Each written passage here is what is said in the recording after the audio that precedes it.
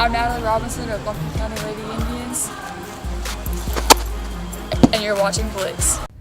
Welcome to BLITZ. I'm Brian Carter here at Lumpkin County High School with fifth-year head coach Joseph Jones of the Lumpkin County Lady Indians. Coach, first of all, thank you so much for your time. Really appreciate it. Yes, sir. Thank you for coming out. Absolutely. And you guys have a great season going, 13-3. I don't want to jinx it or anything, but you're on a bit of a roll, 5-1 in region play. And you've seen this team. You know, this is a team that historically continues to find a way to get to the playoffs, but this season has just a different feel to it. Would it be fair to say that there's more consistency on the group this year? There is, you know, not to downgrade any of the teams we've had in the past, but we've put away some close games that in the past we've made mistakes and just hadn't been able to pull it out. But this year we've won some very tight ball games and made plays or got big hits when we had to.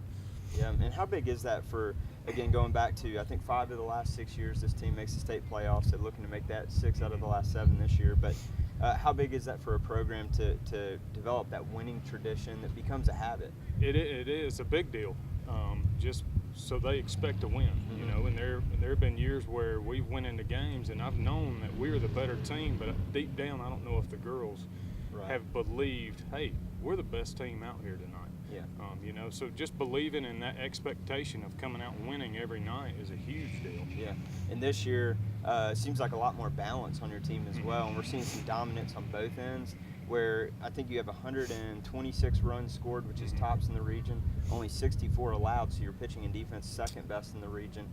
What can you say about the balance of this team? You know, our pitching and defense has been great. You know, some nights our defense hadn't been as good, and our bats have got us out of that. You know, 1 through 9, I feel like we're very solid.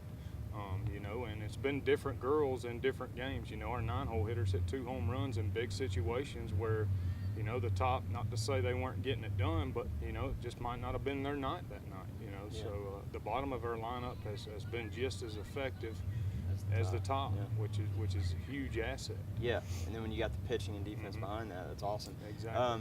How much, you know, we talk about the confidence of the girls and sometimes not knowing they're the better team, but this year, how big was that 6-game win streak that you had earlier this season? You know, it was really big, and some of those were close games, and a couple of them we came back, you know, and battled back and showed some resiliency, you know, so, and it just helps them believe, builds their confidence, and, you know, like I say, it's winning's contagious just like hitting, you know, so they come out and expect to win, and, you know, if they play like we're capable, then we have a good chance every night.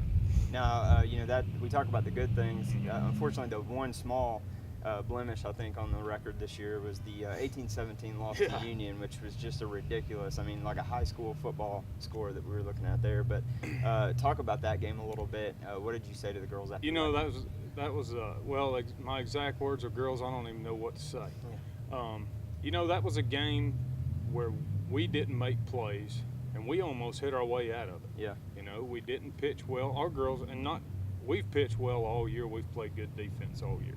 That night, we just didn't. We still hit. We just didn't.